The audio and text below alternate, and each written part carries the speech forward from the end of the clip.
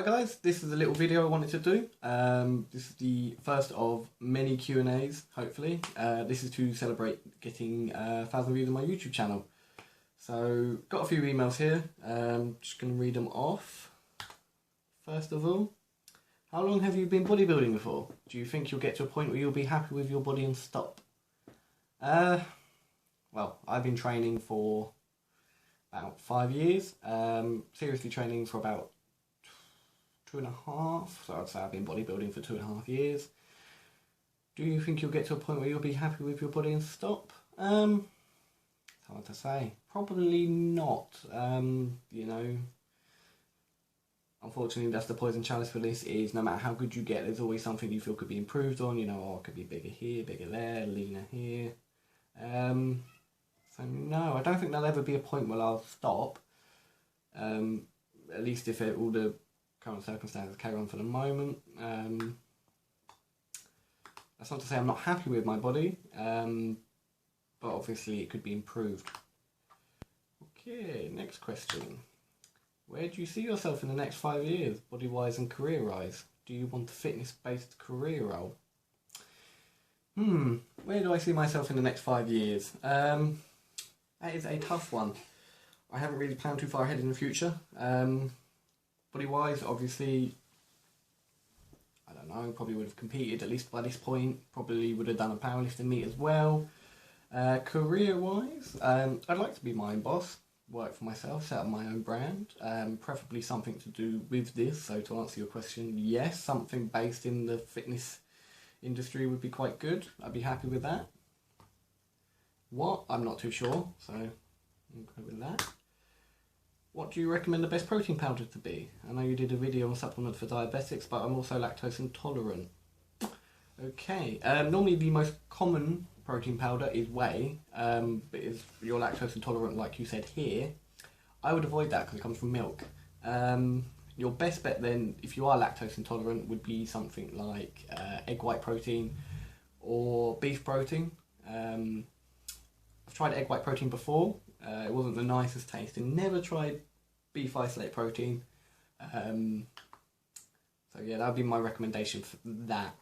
Normally, obviously, in your case, you're lactose intolerant. If you're not lactose intolerant, normally just the standard whey protein is going to be your best bet. It digests very fast in the body. It's cheap. And you tend to get quite a lot of good value for your money. Okay. Hi, I'm just starting out. Do you find training with somebody else helps, or is it better to do it on your own? I think when you're just starting out, it's probably better to find a training partner, preferably someone who's more experienced and stronger than you are. The reason for that is then you can learn off them. When I first started training, back when I was a wee lad of 17, I went to the gym by myself. I guess it was a lot of experimentation and that. I didn't really know what I was doing, and I probably would have paid an arm and a leg to have someone show me what to do properly to speed up my progress. So as a beginner, yeah, find a training partner who's been doing it for a while, who's more experienced than you, stronger than you, because training with someone stronger than you, you know, gives you that push to train harder yourself. You know, if you're the strongest person in your gym, where's the challenge? You know, you want to train and find somewhere where people are stronger than you to push you to get better.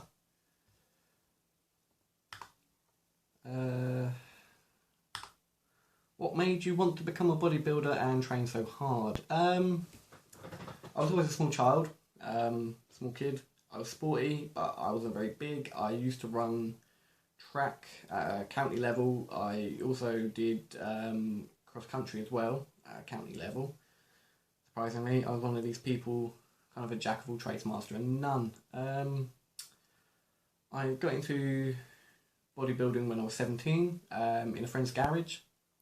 We had a little plastic concrete barbell set, and we did arms like 3 times a week or whatever.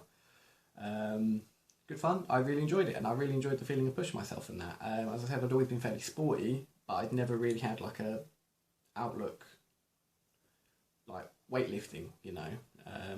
Yeah, if you ran a race and you won, but there wasn't really a challenge like it was bodybuilding kind of thing. Why do I train so hard? I train hard because it's necessary, obviously to get where you need to get. The longer that you've been training for, the harder you can push your body. So the training intensity that I have, I've built up over time. Obviously, you'll see some people are more advanced than me. My training intensity is nothing compared to them, but I'm starting to realise more and more now, obviously, that it's not so much the program or the reps or that, but it's the actual intensity that you put into your exercises. I've seen plenty of people that are on amazingly complicated programs to work out percentages and everything for them, and they still look like crap. And I've seen guys that just wing it and look pretty good. It's all to do with the amount of effort that you put into your training. So the harder you train, the more you get out of it. Obviously, nutrition and diet needs to be supportive of that, but generally you can increase intensity over time. So yeah, basically that's why I train hard, because I want to improve. I want to get better. I don't want to be the same as everyone else. I'm trying to improve myself. Okay. Here's a good one. What are your long-term training goals? I've got some intermediate training goals. I want to get 140 kilo bench for reps, 180 kilo squat for reps, and 220 deadlift for reps. That's kind of like the big three. I guess body weight overhead press for reps as well. Long-term training goals. As I said, I body build, but I also like pushing heavy weight as well. Guess I probably want to be a lean or a good 200 plus pounds, maybe 220 pounds, and be able to push some serious weight in the gym for kind of slightly higher rep ranges. What do you do for a living? At the moment, I'm in between jobs. I'm out of work. I was a supervisor for Holland and Barrett, and I am looking for work at the moment. But I'm being a bit of a bum at the moment. I focus more on my training. Are you working towards something job career related? I have made plans to. The fitness injury is something I want to get into. I've looked into a few different courses and stuff like that. At the moment, I guess I'm not taking a very proactive role in that. I do need to get some finances behind me, so I'll probably be looking for part-time work anywhere, get some money, and then I can try and advance this. Another question here. You don't have to answer this one if you don't want to, I'm just curious. As a diabetic, you have a better concept of insulin levels and sensitivity than most people do. What are your thoughts on many competitors using insulin as a performance-enhancing drug in recent years? Obviously, it's very dangerous, but maybe some of your subscribers might be interested. If you have extra knowledge you can shed on the topic. That's a very good question. What are my thoughts as a diabetic on the use of insulin as a performance-enhancing drug? Okay, believe it or not, obviously, abusing any form of drug, any medicinal drug is dangerous. But actually, I've done quite a bit of research on this. Turns out the pros aren't using as much insulin as you'd think. I'm probably using more insulin a day than what a professional bodybuilder would use. Out of all of the drugs you can take, insulin is probably one of the, in the short term, least dangerous that you can take, as long as you can work around it.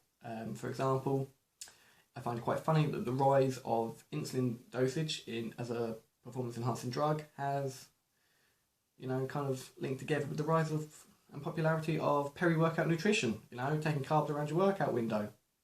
I wonder why, Obviously the reason why you would take carbs as peri-workout nutrition is because, to stop your blood sugars dropping low, because you've injected insulin as a performance-enhancing drug.